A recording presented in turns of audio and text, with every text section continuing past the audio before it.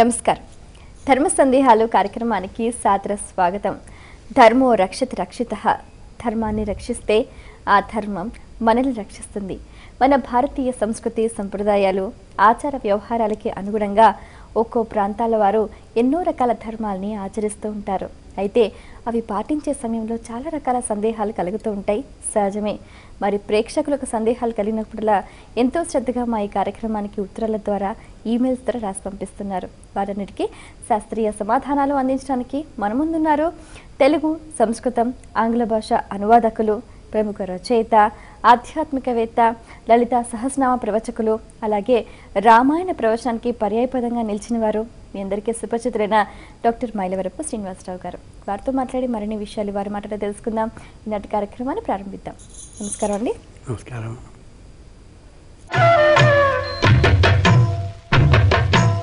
మొదటి తరం చూద్దామండి. ఈమెయిల్ ద్వారా రామకృష్ణ రాస్తున్నారు. సుమంగళిగా మరణించిన వారి మంగళసూత్రాలు ఏం చేయాలి తెలియజేయగలరు అంటూ రాస్తున్నారు. మాంగళ్య తంతున అనేన మమ జీవన హేతున కంఠే బధ్నామి సుభగే సా జీవ శరదాం శతం. ఇది శ్లోకం, మంత్రం కాదు. నా జీవనానికి ఆధారభూతమైనటువంటి ఏ మంగళకరమైనటువంటి తంతువు అంటే ఒక దారం ఉందో దాన్ని నీ కంఠంలో ముడివేస్తున్నాను. ముడివేసిన కారణంగా ఈ కంఠం మాంగళ్య ధారణ చేయబడిన మంత్రం కంఠమై సంపూర్ణమైన విజయాలను నాకు కలిగిస్తుంది.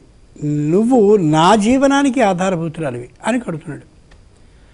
అంచేత నాతో నువ్వు 100 సంవత్సరాలు ఉండాలి అనేది దీని యొక్క అర్థం. కానీ పరమేశ్వరుడు ప్రత్యేకంగా ఎవరికి ఎంత ఆయుష్యం ఉండాలో అంత నిర్ణయిస్తాడు. ఆ నిర్ణయించిన కారణంగా అంతకాలానికి ఇతను వెళ్ళిపోయినప్పటికీ కూడా 3 ముడులు వేస్తారు. స్థూల శరీరానికి ఒకటి, సూక్ష్మ శరీరానికి ఒకటి, కారణ శరీరానికి ఒకటి. అతను దురదృష్టవశాత్తు వెళ్ళిపోయినా పైకి ఆమెకి భర్త అతడే. కాబట్టి సుమంగళి అంటే ఏ మాంగళ్య ధారణాన్ని చేశాడో అతడే ఈమె భర్త. కాబట్టి ఆ మాంగళ్య సూత్రం ఏదుందో తాడు, నిజానికి బంగారపు గొలుసు, బంగారపు బెళ్ళలు ఇది కాదు. ఆ ఉన్నటువంటి మాంగళ్య తంతువేదో దాన్ని అలాగే ఉంచాలి తప్ప మరెవరికి ఇయ్యనేకూడదు. పూర్వపు రోజుల్లో ఈ తాడు ఏదైతే కట్టారో ఆ రోజున మాంగళ్య తంతువుగా ఆ తంతువుని మాత్రమే వాడేవారు తప్ప ఈ బంగారపు వీటిని వాడేవారు కాదు. ఒకవేళ ఆ మాంగళ్య తంతువు అంటే తాడు పెరిగిపోతే అంటే ప్రేక్షకులకి తెలుసు, దాన్ని ముడివేసి పసుపు కొమ్ముని కట్టి మళ్ళీ ఇంకొక దాన్ని చేయించుకుని వేసుకునేవారు తప్ప ఆ మాంగళ్య తంతువుని మాత్రం తీసేవారు కాదు. ఇంచేత ఏ సుమంగలిగా ఉండేటటువంటి ఆమె భర్త పోయిన తరువాత మాంగళ్య తంతువుకి ప్రతిబింబితంగా ఈవేళ అనుకరణగా దానికి సంకేతంగా ఓ బంగారపు మంగళసూత్రాలు 2 కలిగినటువంటి తాడుని ధరిస్తుందో దాన్ని ఎవ్వరికీ ఇయనే కూడదు. అలాగే ఉంచేయాలి. తన భర్త అక్కడున్నాడని ఎందుకు సంకేతంగా, తన భర్త ఎదుట తాను నిరంతరం జీవిస్తున్నాను అనడానికి సంకేతంగా దాన్ని ఉంచాలి తప్ప దాన్ని ఎవ్వరికీ ఇయనేకూడదు. అది సరైనటువంటి విధానం. మరో ఉత్తరం చూద్దామండి. ఈమెయిల్ ద్వారా శివశంకర్ రాస్తున్నారు. ఒకే ఆసనంలో కూర్చొని వివిధ దేవతల స్తోత్రాలు పఠించవచ్చా తెలియచేయగలరు అంటూ రాస్తున్నారు. వివిధ దేవతల యొక్క స్తోత్రాలని పఠించేటప్పుడు ఈ ఆసనాన్ని నుంచి వేరుగా లేచి రావాలనే నియమం ఎక్కడా లేదు, ఉండడానికి అవకాశం లేదు కూడా. మనం సరస్వతీదేవి వేరు, లక్ష్మీదేవి వేరు, అమ్మవారు వేరు అనుకుంటున్నాం. కానీ వాళ్ళ ముగ్గురు ఒకటే. శ్రీ గౌర్యౌ ఉంటుంది. శ్రీ అంటే లక్ష్మీదేవి, గౌరీదేవి మనకు తెలుసు, ఈ ఇద్దరు కలిపి. ఆవిడికి సరస్వతిని గెలిపాం. మొత్తం 3 దేవతలు. 3 దేవతలకి కలిపి పేరు త్రిశక్తి పీఠము అని మామూలుగా మనం చేస్తాం. శక్తిత్రయం అనమాట. 3 విధాలైనటువంటి శక్తులు ఇస్తారు తప్ప 3 భిన్నమైనటువంటి వాళ్ళు కానే కాదు. అటువంటిప్పుడు వాళ్ళని భిన్నులుగా ఊహించుకుంటూ లక్ష్మీదేవి పూజ అయిపోయిన తర్వాత సరస్వతికి ఇంకో పీట వేసుకోవడం, వీళ్ళిద్దరి పూజ అయిపోయిన తర్వాత పార్వతీదేవికి ఇంకో పీట వేసుకోవడం చేయాల్సిన అవసరం లేదు. లలితా సహస్రనామాలకి కానీ వెళ్ళి చూస్తే సృష్టికర్త్రి బ్రహ్మరూప, అమ్మవారు బ్రహ్మస్వరూపం కలిగింది. సరస్వతి శాస్త్రమయీ గుహాంబా గుహ్యరూపిణి, సరస్వతీదేవి ఆవిడే స్వరూపం అవుతుంది. రాజ్యలక్ష్మీ కోశనాథ చతురంగ బలేశ్వరి, లక్ష్మీ స్వరూపం ఆవిడే. ముగ్గురు స్వరూపము ఆవిడే అవుతూ కనిపిస్తున్నప్పుడు ముగ్గురు వేరువేరుగా అనుకుంటూ 3 పీటలను వేసుకోవడమో లేకపోతే కూర్చున్న పీటను ఇంకో చోట జరుపుకోవాలనే ఆలోచనని 10 మందికి కలిగించడం చేయాల్సిన అవసరం ఏమాత్రమూ లేదు. ముగ్గురు ఒకే రూపం కలిగినటువంటి వాళ్ళు కాబట్టి 3 విధాలైన శక్తుల్ని మనకి ఇస్తూ ఉన్న కారణంగా మనం 3 ప్రత్యేకమైనటువంటి దేవతా రూపాలుగా భావిస్తున్నాం. చెయ్యుంది, ఇలా అందినటువంటి పనుల్ని చేస్తుంది, నడవలేదు. కాళ్ళున్నాయి, ఇవి నడక మాత్రమే చేస్తాయి, ఏదో వస్తువులు అందుకునేటటువంటి లక్షణం వీటికి లేదు. ఈ చేతులు ఈ కాళ్ళు ఒకే శరీరంలో ఉండి ఒకటే అవుతున్నాయి తప్ప చేతులు వేరు కాళ్ళు వేరు కాదు, అంతా కలిపి ఒకే రూపం. అలాగే సరస్వతి, లక్ష్మి, అమ్మవారు ముగ్గురు కలిపినటువంటి రూపం లలిత రూపంగా కనిపిస్తుంది. ముగ్గురు 3 విధాలైనటువంటి శక్తుల్ని మనకు అందిస్తున్నారు తప్ప ఇదంతా ఒకే శక్తి రూపంగా మనం భావించుకోవాలి. ఒకే ఆసనం మీద అవకాశం ఉంటే చేసుకోవచ్చు, లేని పక్షంలో ఆసనం నుంచి లేచి ఏదైనా సరే శ్రద్ధ భక్తి కానీ ఉన్నట్లయితే సమయం లేకపోతే మానసికంగానైనా జపం చేసుకోవచ్చు తప్ప ఆసనాన్ని మారుస్తూ ఒక్కొక్క దేవతకి ఒక్కొక్కరికి చేయాలనే విధానం ఏమాత్రమూ సరికాదు, లేదు. మరి ఉత్తరంలో వారి సందేహం చూద్దామండి. ఈమెయిల్ ద్వారా శాంతి రాస్తున్నారు. కోపంలో తల్లిదండ్రులు తిట్టినవి ఫలిస్తాయా, తెలియచేయగలరు అంటూ రాస్తున్నారు. ఇది వేళ బాగా తెలుసుకోవాల్సిన అంశం అమ్మా. జ్ఞానతో అజ్ఞానదశ్చేతి అని సూత్రం మామూలుగా. మనం జ్ఞానంతో తిట్టినా అంటే తెలిసి తిట్టినా అజ్ఞానంతో తిట్టినా అది ఫలిస్తుందమ్మా. అంచేతనే పాతకాలంలో అంటే మా అమ్మమ్మలు బామ్మలు వాళ్ళందరూ ఏదైనా తప్పు చేసి నీ నోట బెల్లంగడ్డ కొట్టా అనేవారు. అదో తిట్టా, నోట్లో బెల్లంగడ్డ కొడితే అది తప్పే ఉంది. ఒరి నీళ్ళు బంగారంగాను అనేవారు. ఒక్క మాట అపశబ్దం వాళ్ళ నోటి నుంచి వచ్చేది కాదు. అలా వాళ్ళు అంతటి ఆప్యాయతని మాటల్లో చూపిస్తూ ఉండేవారు. కాబట్టి తల్లి విషయంలో కానీ అమ్మమ్మ విషయంలో కానీ బామ్మ విషయంలో అలాగే పిన్నులు పెద్దమ్మల విషయంలో ఏదైనా తప్పు కానీ చేసి ఉంటే వాళ్ళు ఇలా అనేవారు కాదు. కాబట్టి వెంటనే తప్పు చేసేసాను పెద్దమ్మ, తప్పు చేశాను పిన్ని అని అనాల్సిన పరిస్థితి హృదయం అలా తంతు మనని కలిగించేది.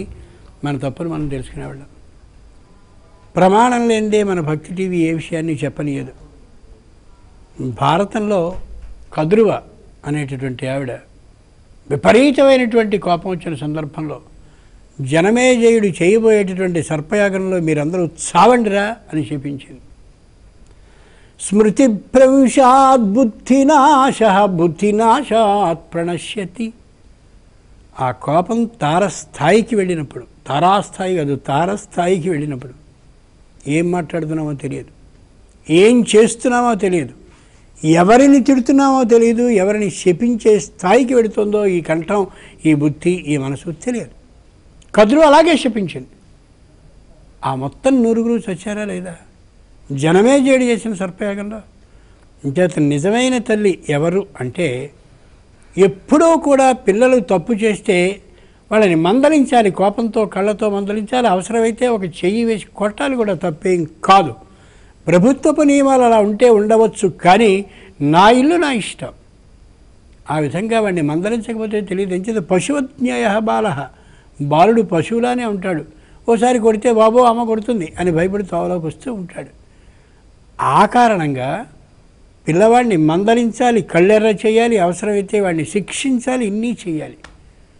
ఈ విధానాన్ని గమనించుకున్నటువంటి తల్లి నోటితో మాత్రం వాడిని ఏమనుకో, కాయేన వాచ మనసా, మనసులో కోపం బాగా ఉంది, వాక్కుతో అనకూడదు, కాయంతో. వాడి శరీరాన్ని అవసరమైతే కొట్టు, కానీ వాక్కుతో అన్నావా, వాక్కు ఆత్మశక్తి ద్వారా ప్రచోదితం యువతలకు వస్తుంది కాబట్టి ఫలించే అవకాశం ఉంటుంది. చాలామంది తల్లుల్ని నేను ఈవేళ చూస్తున్నాను, ఓ చిన్న విషయం ఏదో వస్తుంది, వీడి నెత్తి మీద ఒట్టి పెడుతున్నాను నేను అని పాపం అభం శుభం తెలియనటువంటి సంతానం నెత్తి మీద చేయబెట్టి వాడు అమాయకంగా అలా చూస్తూ ఉంటాడు. అర్థం ఒక చెప్పేస్తుంటారు వాళ్ళు. వీళ్ళ పాలవాడు రాలేదు, ఒట్టు వీడి మీద. నేను చెప్తున్నాను, పాలవాడు రాకపోతే వీడి నెత్తి మీద ఒట్టు పెట్టి చెప్పాలా? ఎంత బుద్ధి లేని పని నిజంగా. ఖచ్చితంగా గమనించాలి. ఒట్టు అనేది చాలా దారుణమైనటువంటి మాట. అంచేత వాక్కు ద్వారా వేగంగా అలా తిట్టడం, పిల్లల్ని తిట్టడం అంటే సరిగా చదవడం లేదని మందలించవచ్చు తప్ప నువ్వు నాశనం అయిపోవాలి, అడుక్కు తినాలి, పొరపాటున కూడా అట్లాంటి మాటల్ని అనకూడదు. ఇష్టకరంగా గర్భం నుంచి కన్నాక వాడిని అలా శపించడం ఎంత నేరం. అది వాగపరాధం, అంటే నోటితో చేసేటటువంటి తప్పు. శిక్ష వాడికి మించి ఈవిడికి కలిగేటటువంటి అవకాశం ఉంటుంది. ఎప్పుడు అలా చేయకూడదు. ఎప్పుడూ పిల్లల నెత్తి మీద చేయి పెట్టి ఒట్టు పెట్టడం అనే విధానమే ఉండకూడదు. దురదృష్టవశాత్తు ఆ ఇంట్లో కానీ వచ్చినట్టయితే ఆ ఇంటి నుంచి వచ్చినటువంటి ఆడపిల్ల ఇక్కడ నేర్పుతూ ఉంటుంది. అంచేత పిల్లల్ని పెంచడం చాలా జాగ్రత్తగా చేయాలి. నోటితో ఇలాంటి అపరాధాన్ని చేయకూడదు. పిల్లల్ని ఈ విధమైన తిట్లతో శపించకూడదు. తల్లి శాపం, తల్లి మాట మాత్రమే శాపం. నా మాతు పరదైవతం అని కదా. తల్లి ప్రథమ దైవత, అంటే పూజ్యురాలు, ఆరాధించదగిన ఉత్తమురాలు. దేవుడు వరమిచ్చినా అలాగే అవుతుంది, దేవుడు శపించినా అలాగే అవుతుంది. జ్ఞానంతో కావచ్చు, అజ్ఞానంతో కావచ్చు. తల్లి అని అన్నట్టయితే ఫలించి తీరుతుంది కాబట్టి అనకూడదు. అంటే ఈమెయిల్ ద్వారా వెంకట కుమార్ రాస్తున్నారు, పుత్రులు లేనివారు పున్నామ నరకం తప్పించుకోలేరా, తెలియచేయగలరు అంటూ రాస్తున్నారు. పుత్ నామ నరకం. పుత్ అనే పేరు కలిగింది 14 నరకాల్లో ఒకటి.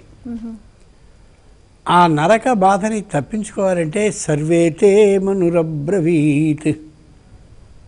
అన్నకి కానీ తమ్ముడికి కానీ సంతానం, పురుష సంతానం ఉంటే వాళ్ళతో చేయించుకోవచ్చు, తప్పేం కాదు. అంచేతనే కొద్ది వెనక్కి వెళితే వాళ్ళు అన్నదమ్ములు అందరూ కూడా సఖ్యంగా ఉండేవారు. సఖ్యంగా నీకెందుకు, నేను చేసేస్తానుగా, ఏం కష్టం లేదు, నీకు స్త్రీ సంతానమేగా, నేను చూసుకుంటాను ఆ విషయాన్ని, తమ్ముడు అన్న అంటుండేవారు. కాబట్టి ఇదంతా ఒకే కుటుంబం అయినటువంటి రోజున స్త్రీ సంతానం కాబట్టి ఏం చేయాలి, అలాంటి బాధ భయము ఉండేది కాదు. అలా ఉన్నట్టయితే ఉండదు కూడా. అంచేత స్త్రీ సంతానం అయినటువంటి వారు అప్పటి నుంచి మాత్రమే తమ్ముడితోనో అన్నతోనో సత్సంబంధాలు కలిగి ఉండడం కాకుండా నిరంతరం సత్సంబంధాలని కలిగి ఉండాలి అని ధర్మశాస్త్రం చెప్పేటటువంటి మాట. జత పుత్ అనే పేరు కలిగినటువంటి నరకానికి పోవలసిన అవసరం ఏమాత్రమూ లేదు. మరి ఉత్తరం చూద్దామండి. ఈమెయిల్ ద్వారా గోపీకృష్ణ రాస్తున్నారు, సుమంగళి స్త్రీలు తప్పనిసరిగా గాజులు ధరించాలా, తెలియచేయగలరు అంటూ రాస్తున్నారు. మనం ప్రాచీనానికి సంబంధించినటువంటి సంప్రదాయ విధానాల్ని పాటించవలసి వస్తే అన్నీ పాటిద్దాం, మానేయాల్సి వస్తే అలాంటి ఆలోచన ఉంటే అన్నీ మానేద్దాం. మనకి నచ్చినవి తీసుకోవడం, నచ్చనివి విడిచేయడం ఇది పద్ధతి కాదు. సంప్రదాయం ఏం చెప్పిందో దాని మీద విశ్వాసం, గౌరవం ఉంటే అన్నీ పాటించాలి, లేకపోతే పూర్తిగా మానేయాలి. వలయ అంగద శోభమానా.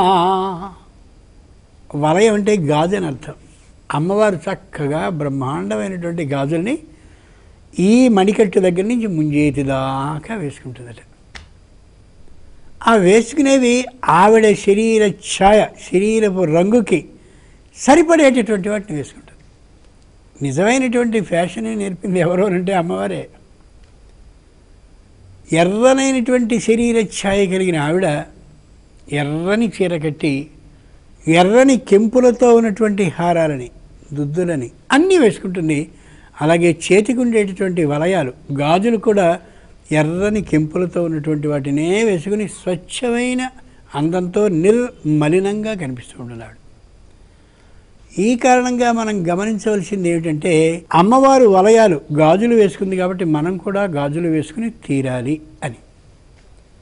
ఓ విశేషాన్ని మనం మర్చిపోతున్నాం. గాజులు పైనుంచి ఇలా ఇలా ఏదో చేతులు ఇలా స్త్రీ ఆడిస్తున్నప్పుడు కదులుతూ ఉంటే సంతానానికి సంబంధించిన అవకాశం ఉంటుంది అని ఆయుర్వేద వైద్యం తెలియజేస్తుంది. అబ్బాయి ఇదంతా పాతకాల వైద్యం, మేము ఎలా నమ్ముతాం? సంతానం కలగని పక్షంలో, సంతానం ఆలస్యమైనటువంటి వాళ్ళకి ఈ విషయం చెప్పినప్పుడు నిశ్చయంగా ధరిస్తారు. అంటే మన లక్షణం ఎలా ఉందంటే దెబ్బ తగిలినప్పుడు తడువుకోవడమే తప్ప దెబ్బ తగులకుండా తల వంచుకుని నడుద్దామనే ధోరణిలో మనం లేం. అది సరికాదు. అంచేత అమ్మవారిలాగా ఇక్కడి నుంచి ఇక్కడ దాకా వేసేసుకోవడం కాకుండా యథాశక్తి 2, 3 గాజుల్ని మామూలుగా వేసుకుని స్త్రీలు ఇలా చేతుల్ని ఆ వంట పని ఆ పని ఈ పని చేస్తున్నప్పుడు అలా కదిలేలా చేస్తూ ఉంటే ఆ గాజుకి సంబంధించిన కదలిక కారణంగా సూక్ష్మంగాను మృదువుగాను తగలవలసిన విధానంగాను తగిలేటటువంటి శరీర భాగాలకి ఆ గాజుల యొక్క తాకిడి కలుగుతూ ఉంటే సంతానం కలుగుతుంది అని.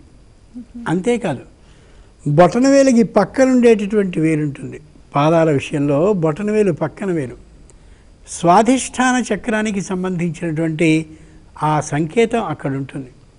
అక్కడ కానీ వెండే, బంగారం కాదు, వెండి, మెట్టెలు కాదు, మెట్టెలు అనకూడదు, మట్టెల్ని ధరిస్తే స్వాధిష్టాన చక్రం స్పందించి సంతానానికి అవకాశం ఉంటుంది.